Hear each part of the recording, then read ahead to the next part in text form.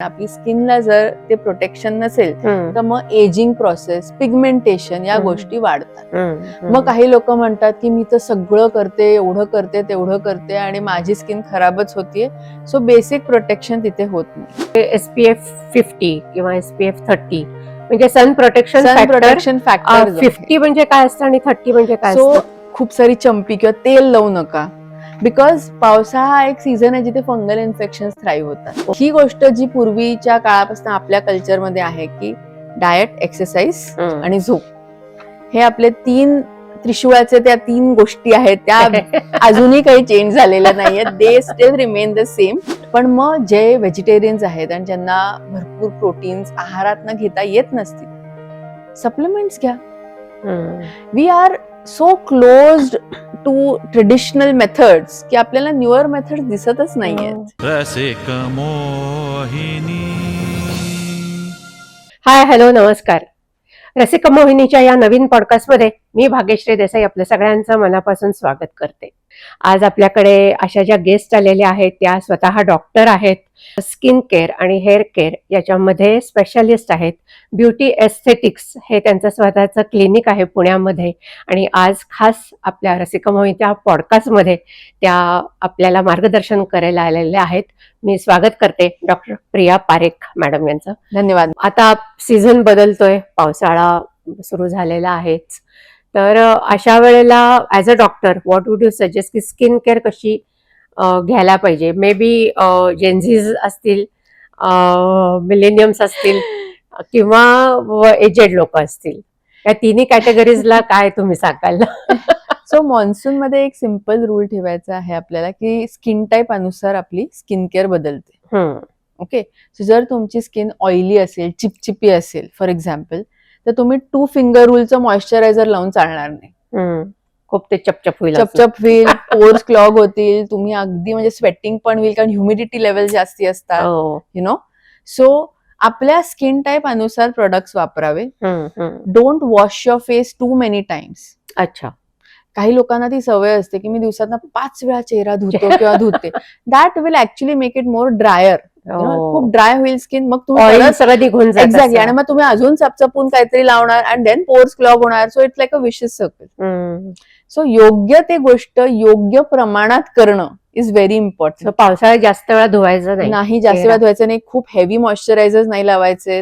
आणि दुसरी गोष्ट म्हणजे हा एक मिसकन्सेप्ट आहे की आभाळ आहे, सूर्यदेव दिसत नाहीयेत तर मी सनस्क्रीन वापरत नाही. ते मुख्य मला अजून एक विचारायचं होतं. सनस्क्रीन सेम अगदी, कारण मला सुद्धा म्हणजे एक दोन आमच्या मध्ये चर्चा झाली ती, कारण मला I am of the opinion की सनस्क्रीन 12 महिने लावायलाच पाहिजे.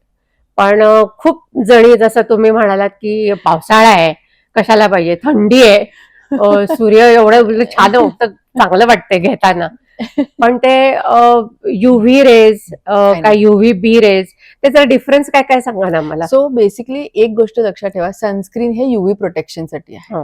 Ultraviolet. Correct. There are different types of UV rays which are affecting our skin. Correct. So जर कुणाच्या मते हे असेल की बाबा सूर्य दिसत नाही म्हणून मी सनस्क्रीन लावत नाही, तर असं नसतं. सूर्य हा तिथेच आहे, त्याचे किरणही आपल्यापर्यंत पोचत असतात आणि तेच ते युव्ही रेज आपल्यापर्यंत जेव्हा पोचतात आणि आपली स्किनला जर ते प्रोटेक्शन नसेल तर मग एजिंग प्रोसेस, पिगमेंटेशन या गोष्टी वाढतात. मग काही लोक म्हणतात की मी तर सगळं करते, एवढं करते, तेवढं करते आणि माझी स्किन खराबच होतीये. सो बेसिक प्रोटेक्शन तिथे होत नाही. प्लस तुम्ही समजून घ्या, आपल्या एवढ्या गॅजेट्स मध्ये, आपल्या घरातल्या लाईट्स मधनं सुद्धा युव्ही रेज येत असतात. इव्हन मोबाईलच्या लाईट मधनं सुद्धा म्हणतात येतात. सो 12ही महिने दिवसातनं मिनिमम 2 वेळा, मॅक्झिमम 3 वेळा सनस्क्रीन हे लावणं आवश्यक. आणि सकाळी किती वाजता आंघोळ, म्हणजे 10 पासून लावायला पाहिजे? तुमच्यावर आहे, तुम्ही किती वाजता उठताय. नाही म्हणजे उठल्याबरोबर, कारण पहिले रेज चांगले असतात असं म्हणतात. नाही, but honestly it is again a misconcept की तुम्ही सनस्क्रीन लावलं, मी परवाच एक आर्टिकल वाचत होते की हा एक मिथ आहे की तुम्ही सनस्क्रीन लावलं की तुमचं व्हिटॅमिन डी सिंथेसिस होत नाही. हो, असं म्हणतात. असं हे चुकीचं आहे. This is a complete myth. Okay okay okay. आणि ते आता म्हणजे SPF 50 किंवा SPF 30 म्हणजे सन प्रोटेक्शन फॅक्टर 50 म्हणजे काय असतं आणि 30 म्हणजे काय असतं? ते ऍव्हरेजली पुण्यासारख्या शहरामध्ये आपण 30 to 35 इज हा. Good for us. म्हणजे 30 मिनिट अर्धा तास असं का? नाही का नाही, काय? It is a calibrated thing. अच्छा. Okay, okay. जसं जसं आपण टुवर्ड्स माउंटन्स जातो, ओके, जेव्हा तो ओझोन लेअर Direct कमी होतो light किंवा होतो. आपल्यापर्यंत ती हो, युव्ही रेज हो. जास्ती पोहोचत असतात, हो हो तिथे तो एसपीएफ आपण वाढवून वापरतो, जे 50 किंवा 80 60 जे काही आता नवीन नवीन आले हो आहेत ते. हो. But आणि त्याच्यामध्ये पी पण आले, ते P plus plus yes plus yes ते येस, काय देर आर असतं? Many factors in it, but all are एकच बेसलाईन समजून घ्या, they are for skin protection against ageing and cancer. अच्छा. सो आता जसं मी एस्थेटिक्स मध्ये म्हणलं तसं गोष्टी वाढतच जाणार आहेत. हो. आज एसपीएफ होतं, मग पी प्लस झालं, मग यू प्लस झालं, 4 आता पी प्लस आले. Exactly. So there are many things which will keep on growing. Basic sunscreen तुम्ही रोज वापरायचे. हा. लोन म्हणजे मी नेहमी माझ्या क्लिनिकमध्ये एक गोष्ट सांगते, की फार फॅन्सी गोष्टी करण्यापेक्षा बेसिक गोष्टींवर भर दिला तरी इट इज इनफ. पण म्हणजे रात्री रात्री वापरायची गरज नाही का? नाही हा. नाही. आणि बाकी इतर काय स्किनची काळजी पावसाळ्यातली घ्यायला पाहिजे? सो बिकॉज ह्युमिडिटी लेवल्स जास्ती असतात, हा. आय वुड से की do not over wash your hair also. हम्म. खूप सारी चंपी किंवा तेल लावू नका, बिकॉज पावसाळा हा एक सीझन आहे जिथे फंगल इन्फेक्शन थ्राईव्ह होतात, कारण ओ, ओलावा असतो. ओलावा असतो. मी नेहमी सांगते की फंगल इन्फेक्शन्स, फंगस जे असतं he loves wet areas. Okay. So तुम्ही जितकं स्वतःला ड्राय ठेवाल हा. तितकं फंगस इन्फेक्शन नाही होणार. केसांचंही मला वाटतं म्हणजे पावसाळ्यात तर तुम्ही yes, म्हणलात तसं yes. You have to keep it dry. आणि So, नाहीतर डॅन्ड्रफ वाढतो. हो, अशा पावसाळ्यात जास्त वाढतो. येस. अच्छा. सो ड्राय ठेवणं is something which I basic tell. आणि दुसरं म्हणजे फंगल इन्फेक्शन पण ओव्हरऑल वाढतात, कारण ओले कपडे घालणं, न वाळलेले कपडे घालणं, हो हो. किंवा ओल्या कपड्यातच पूर्ण दिवस घालवणं, अंगावर वाळतील. हा, अंगावर वाळतील. सो या सगळ्या गोष्टी अवॉइड करायला हव्या. Good good. आणि आजकाल ते एवढं म्हणजे स्किन केअर रुटीन मध्ये ते सिरम्स काय आणि एवढ्या गोष्टी आल्या आहेत की ते इट इज म्हणजे वाचूनच असं झंबल व्हायला लागतं की यातलं नक्की कुणी काय वापरावं. तर what would you say simple skin care?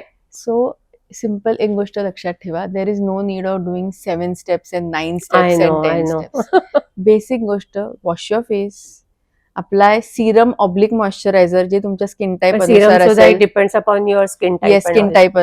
त्याच्यानंतर सनस्क्रीन वापरा, आणि त्याच्यानंतर जर 2 व्हीलर असेल तर स्कार्फ गॉगल्स घालून फिरा. त्याच्यानंतर रिअप्लाय, रिडू दिस होल थिंग आफ्टर 4-5 hours. आणि रात्री फेस वॉश करून डॉक्टरच्या सल्ल्यानुसार एखादा ऍक्टिव्ह सिरम वापरा. अच्छा. That's it. Active Serum plus moisturiser. Moisturiser again तुमच्या स्किन टाईपवर ना, जर खूप हो. ऑइली स्किन असेल तर गरज नाहीये, ओके. खूप ड्राय स्किन असेल तर गरज आहे. Right right right right. आणि तसंच केसांची मग काळजी आता पावसाळ्यात कशी घ्यायला पाहिजे? सो माझं असं पर्सनल मत आहे, मी जसं म्हटलं तसं avoid head massages with oil. हो, डू नॉट तसंही सांगतात की हेड मसाज घेऊ नका म्हणून. सी, एक कन्सेप्ट होता की हेड मसाज किंवा अजूनही खूप लोकांचा आहे की ऑइलिंग केलं की केस वाढतात, but there is no scientific data supporting it. Oiling केलं किंवा हेड मसाज केला की 2 गोष्टी होतात. एक तर तुमचं सर्क्युलेशन वाढतं. अच्छा. Okay, that is one. Secondly, ज्यांचं स्कॅल्प ड्राय आहे त्यांना सुदिंग इफेक्ट येतो. सुपरफिशियल आहे ते. सुपरफिशियल. हो. पण there is no scientific data which says की त्याच्याने केस केस वाढतात. वाढतात असं काही नाही. म्हणजे I will not say or name or anything, but जेवढे oils who are trying to say की आमच्या तेलामुळे केस वाढले, हो, there are lot of additives which are put in. आदिवासी तेल. There are lot of additives there. So that's why I said I don't want to name anyone, पण pure hair ऑइलचा काही सायंटिफिक डेटा नाही आहे की it causes hair growth. Okay okay okay. पण मग हेअर ग्रोथ, कारण ती मुळं तर आत असतात, एक्झॅक्टली. त्यामुळे त्याला न्यूट्रिशन तुमचं जे काय फूड असेल त्यातनंच ते मिळणार. सो एक सिंपल गोष्ट, चांगली त्वचा आणि चांगल्या केसांसाठी चांगलं डाएट, तुमचे झोप, हम्म. आणि तुमचं बेसिकली कुठल्याही डेफिशियन्सीज न राहणं, आणि स्ट्रेस फ्री. सी, आजही ही गोष्ट जी पूर्वीच्या काळापासून आपल्या कल्चरमध्ये आहे की डाएट, एक्सरसाइज आणि झोप, हे आपले 3 त्रिशूळाचे त्या 3 गोष्टी आहेत, त्या अजूनही काही चेंज झालेल्या नाहीयेत. They still remain the same. आणि then add ons are all these products and everything. बरेच लोक मला म्हणतात की आय एम अ व्हेजिटेरियन, मग प्रोटीन कसं घ्यायचं? हो. Protein is base. आपल्या इंडियन कल्चरमध्ये आपण बॅलन्स्ड मील मध्ये भरपूर कार्ब्स घेतो, हो, जेव्हा की we have to have proteins more actually and carbs less and good fats more. बरोबर. पण मग जे व्हेजिटेरियन्स आहेत आणि ज्यांना भरपूर प्रोटीन्स आहारात घेता येत नसतील, सप्लिमेंट्स घ्या. Hmm. We are so closed to traditional methods की आपल्याला न्यूअर मेथड्स दिसतच नाहीयेत. नाही, आणि पूर्वापार चालत आलेल्या ज्या पद्धती असं अगदी आजीपासनं वगैरे, की आता जसं तुम्ही म्हणलात की तेलाने खरं केस वाढत नाहीत, पण ते लहानपणापासून डोक्यात भिनलेलं आहे की करेक्ट. तेल लावायचं म्हणजे लावायचंच, त्यांनीच केस वाढणार. नाही, आणि पूर्वीच्या काळी जरी लोक भरपूर कार्ब्स घेत असतील, ओके, त्यांची फिजिकल जी काही एक हे होती वर्किंग कॅपॅसिटी, हो, दॅट वॉज हो. Quiet a lot. म्हणजे आता नाहीये. चालणं, एक्सरसाइज, लेबोरियस वर्क. आता आपण म्हणजे इथून तिथे एसी मध्ये बसतो, एसी मध्ये ऑफिसला असतो, येताना Correct. गाडीमध्ये एसी आय नो, असतो. आय नो, खरंय. We can't follow that. तेच म्हणलं, things have to be change it has to accordingly. Evolve. See, Yeah. Change पेक्षा change becomes a little difficult, की बाबा मी चेंज नाही होणार. You know, that is the kind of a thing people tell me. But why not evolve? No. Evolve with time. So it's a rapid fire round for you. Sure. Botox हे new normal झालंय का? Yes, it has become. It has become. Okay, okay. आणि नैसर्गिक उपाय जे skin केअरचे असतात त्यांचा खरंच उपयोग होतो का? या घरगुती जे उपाय आपण म्हणतो घरगुती उपाय हे स्किन आपण सुदिंग म्हणा किंवा पॅम्परिंग साठी ठीक आहे. मेंटेनन्स करता, सुदिंगच, Soothing च. मेंटेनन्स पण नाहीच बोलणार. Psychological soothing. सायकोलॉजिकल सुदिंग साठी दे आर गुड इनफ. ह्याच्या पलीकडे काही नाही. पण मग घरात किंवा आपल्या किचनमध्ये अशा काही उपलब्ध ज्या गोष्टी असतात, हळद वगैरे म्हणायचे, तर त्याचा स्किन केअरला वगैरे उपयोग होतो का खरंच? टर्मरिक, कुरक्युमिन किंवा सिंपल गोष्ट, खूप वेळा लोक कच्चं दूध लावायचं. हो, हो. दही, ओके, मध. आणि मी कच्च्या दुधाच example, it is basically lactic acid. हो, तुम्ही वर्षभर जेव्हा ते रोज चेहऱ्याला लावाल, त्याचा तो वास, त्याचा तो मेस, त्याच्यापेक्षा एक लॅक्टिक ऍसिड पील केलं, it is as good as that. So then now we have to decide की बाबा, पूर्वीच्या काही अवेलेबिलिटी नव्हती. हो, काहीच नव्हतं. आज अवेलेबिलिटी आहे, तर वाय गो फॉर प्रिमिटिव्ह. खरंय, खरंय. आपल्या डाएट आणि लाईफस्टाईलचा आपल्या हेल्थ केअरवर किती परिणाम होतो? 70 ते 80%. Oh, that is huge according it to is me. Actually very huge. Yes. आणि मग असं म्हणतात की पावसाळ्यामध्ये म्हणजे हेअर लॉस किंवा डॅन्ड्रफ वाढतो, याची काय म्हटलं कारण तसं असतील? ओले ओलावा ड्रायरने मग वाळवायला लागतील केस. So understand one thing again, की जर तुम्ही ओले केस तसेच ठेवले, हम्म. ते जास्ती तुटण्याचा प्रकार होतो. त्यापेक्षा तुम्ही कोल्ड ड्रायिंग करा. ड्रायर मध्ये सुद्धा कोल्ड आणि हॉट असतं. असतातच. You use a cold dryer. या. आपण कन्व्हिनियंटली फक्त गरम वापरतो आणि मग म्हणतो गरम चांगलं नाहीये. आणि पूर्वापार पद्धत चंपी करण्याची जे म्हणतात ती, हॅव यू नोटीस की जेव्हा आपण तेल लावतो, ओके, किंवा चंपी करतो, तेव्हा केस जास्ती तुटतात. हो, हो. ओके, आणि मग तेच ऑइल काढण्यासाठी आपण जास्ती फ्रिक्शननी केस धुतो, आणि जर ते केस ऑलरेडी वीक असतील तर ते रूट पासून बाहेर येतात. So I don't know how it benefits. Okay, अजून मला ह्याच्यामध्ये तेच विचारायचंय की 40s नंतरचं जे काय सायकोलॉजिकल ऍस्पेक्ट असतील, यंग दिसण्याचा असेल किंवा तरुण म्हणजे सुंदर दिसण्याचा असेल, तर हा सायकोलॉजिकल फॅक्टर जो आहे तो काय, म्हणजे कसं तुम्ही याच्याकडे बघता? आणि जेन्झिसचा जो आपण मगाशी तो विचार आहे आपण बोललो, पण जेन्झिसचं तुम्ही सांगितलं, पण 40s नंतरचा हा जो एज ग्रुप असतो त्यांची काय याच्यामध्ये सायकोलॉजी असते असं तुम्हाला वाटतं? आय थिंक वन, तो जसं आपण मगाशी म्हणलं की everybody wants to look presentable. Okay, आता प्रेझेंटेबल मध्ये तुम्ही लुक गुड म्हणू शकतात, लुक ब्युटिफुल म्हणू शकतात, लुक यंग म्हणू शकतात. तो आपापला पर्स्पेक्टिव्ह आहे. Right. But generally what I have seen is more and more people after 40, जेव्हा आपण आपल्या आयुष्याच्या एका अशा स्टेजवर असतो की बाबा पैसे कमवलेत, एक रेकॉग्निशन झाली आहे, एस्टॅब्लिशमेंट झालेली आहे, आणि मग मुलं बऱ्यापैकी मोठी झालेली असतात, they are on their own, आणि मग हा. सडनली एक दिवस तो आरसा समोर येतो. You start looking at your self. आपल्याकडे ना काय होतं, मेनली बायकांचं, पुरुषांचं थोडं नंतर होतं, पण बायकांना स्वतःकडे बघतच नाही. त्या स्वतःला विसरून जातात. गेलेले असतात. Yes. So a woman is, म्हणजे तुम्ही जर इव्हन रस्त्यावर जाताना बघितलं ना, तुम्ही ऑब्झर्व करा, खूप बायकांना आठ्या पाडून चालत असतात. यू सी, यू ऑब्झर्व की सारखे सतत विचार, दे आर ऑलवेज थिंकिंग की आता घरी जाऊन हे करायचंय, ऑफिसमध्ये हे करायचंय, मुलाचं हे करायचं, they are continuously churning out, thinking, they are just occupied with thoughts, आणि जेव्हा हे सगळं येतं की एस्टॅब्लिश झालो आहे, पगार आला आहे, मुलं मोठी झाली आहे, अचानक तो जो एक एम्प्टीनेस येतो ना, तेव्हा जेव्हा आरसा समोर येतो तेव्हा बऱ्याच गोष्टी आपल्याला रिअलाइज व्हायला लागतात की अरे मी काहीच केलं नाही. माझ्याकडे अशा कित्येक बायका येतात की 39 झाल्यात, डॉक्टर मी आता 40 होणार आहे, आता काहीतरी करायला हवं, आणि काहीतरी करायला हवं, काय ते कळत नाही, they are still not sure की मला काय पाहिजे. See, I personally believe that आयुष्यात क्लॅरिटी असणं खूप गरजेचं आहे. Exactly. You should have clarity of what you want. आणि 40शीत कुठेतरी you start searching for it. आणि मग सुंदर दिसणं हा सर्वात पहिला तो एखादा दिसायला असतो, प्रायोरिटी. म्हणजे ते दिसतं ना. कारण सी, हेल्थ कसं आहे, माझं हार्ट चांगलं पंप होतं हे कोणाला दिसणार नाही. ओके, माझं लिव्हर नीट फंक्शन करते हे कोणाला दिसणार नाही, पण माझा चेहरा कसा दिसतोय, केस कसे आहेत, आणि मला कोण बघून काय कॉम्प्लिमेंट देतंय हे खूप महत्वाचं आहे. ते तर डोपामाइन त्याच्यामुळे वाढतं. करेक्ट.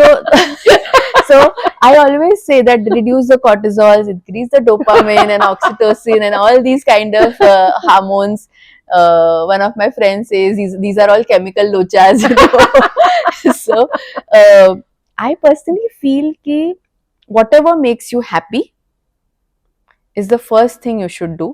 आणि कुठल्याही बाईला सर्वात पहिल्यांदा चांगलं दिसणं हे एक असं, कारण तिने कुठेतरी स्वतःला विसरलेली असते ती. हो, खरंय. So psychology behind aesthetics is most of the time की I had not given myself any time, any importance, let me give me some importance. 20s मधले फोटो तिचे आणि आताचे फोटो बघून तिला बहुतेक एक्झॅक्टली रिअलायझेशन होतं. येस. आणि मग त्याच्यात काय होतं, आपल्याकडे टिपिकली बायकांचा ऍटिट्यूड, काही जणी ऑलरेडी करत असतात, त्या सुंदर दिसत असतात, आणि मग सांगताना त्या ह्याच सांगणार की मी तर फक्त योगा करते.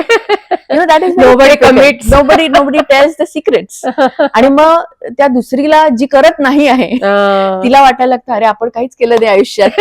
So she starts running behind it, आणि then some day she comes at the door of aesthetics and then she understand okay हे सगळं करत होते. So I think psychology is all about what makes you feel happy.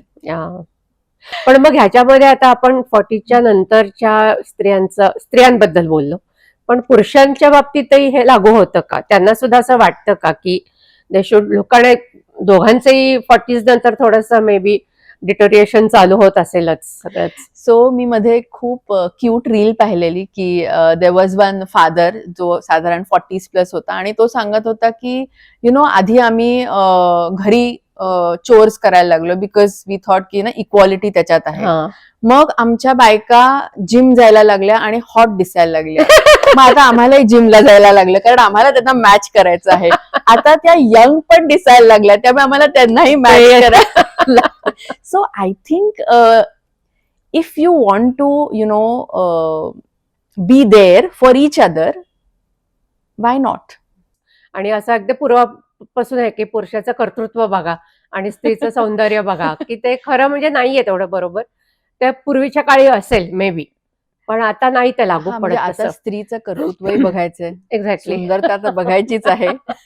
So पुरुषालाही तेवढंच सगळं करायला लागतं to match her. C, मग कुठेतरी काय होतं की मग तो मागे पडतो आणि मग त्यालाच ते सगळे त्याचा केमिकल लोचा गडबड होतो.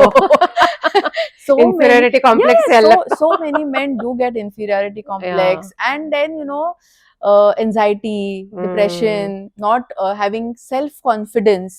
See, even let's assume की बाबा तुम्ही एका MNC मध्ये काम करताय, okay, and if you are a presentable gentleman, you're going to be preferred over someone who is not. कारण लुक्स हा एक फर्स्ट इम्प्रेशन देतो. It matters, It definitely matters. Matters. जर तुम्ही सदान कदा फ्राऊन घेऊन फिरत असाल तर you will B perceived as a difficult person, angry person, unapproachable person. तेच तुम्ही जर फ्राऊन बोटॉक्स करून एकदम थोडा हसरा चेहरा केला, you will be again immediately unapproachable, well liked person, Acceptable. Acceptable person. So अशा Correct. बऱ्याच गोष्टी असतात. आणि again if he feels happy, if he feels confident, then why not. खरंय खरंय. नाही, अगदीच बरं. म्हणजे ज्या काही ट्रीटमेंट्स किंवा ज्या काही करायचं ते दोघांकरताही आहे, असं काही नाही की येस, स्त्री पुरुषांमध्ये भेदभाव करून हे नॉट एट ऑल, करायचं. Not Not at at all. all. So great. It was nice talking to you after a long time. Thank you. We had done very initially. I think तुमचा second episode You were the first one. First. अच्छा, मी first वनच होते. बरोबर, I think 1 वर्ष झालं. Yeah. So it was nice talking to you. प्रेक्षक हो, रसिक हो, तुम्हाला हा पॉडकास्ट कसा वाटला नक्की सांगा. सौंदर्य हे फक्त चेहऱ्यापुरतं मर्यादित नसतं, तर ते अंतरंगातही असतं, तुमच्या सेल्फ कॉन्फिडन्स बिल्डिंगमध्येही असतं, आणि तुम्ही त्याच्याकडे कसं बघता त्याच्यावरही ते डिपेंड असतं. फक्त कुठल्याही प्रोसिजर्स करताना त्या चांगल्या डॉक्टरकडनं करणं हेही तेवढंच महत्त्वाचं असतं. त्यामुळे हे सगळं तुम्ही नक्की लक्षात ठेवा. आणि प्रिया मॅडम, आज तुम्ही इथे आवर्जून आलात, रसिकमोहीच्या पॉडकास्टवर पुन्हा एकदा भेट दिलीत त्याकरता, आणि खूप छान इन्साइट्स मिळाले आम्हाला, त्याकरता मनापासून धन्यवाद. रसिक हो, तुम्हाला हा पॉडकास्ट कसा वाटला हे आम्हाला नक्की कॉमेंट्समधून ऐकायला आवडेल. तुमच्या ज्या काही क्वेरीज असतील, ज्या काही प्रश्न असतील, ते तुम्ही मॅडमना विचारू शकता. आपण त्यांचा ब्युटी एस्थेटिक्सचा ॲड्रेस आणि फोन नंबर नक्की देऊया, आणि भेटूया पुढच्या पॉडकास्टमध्ये. तोपर्यंत मस्त राहा, मजेत राहा, आनंदात राहा. धन्यवाद.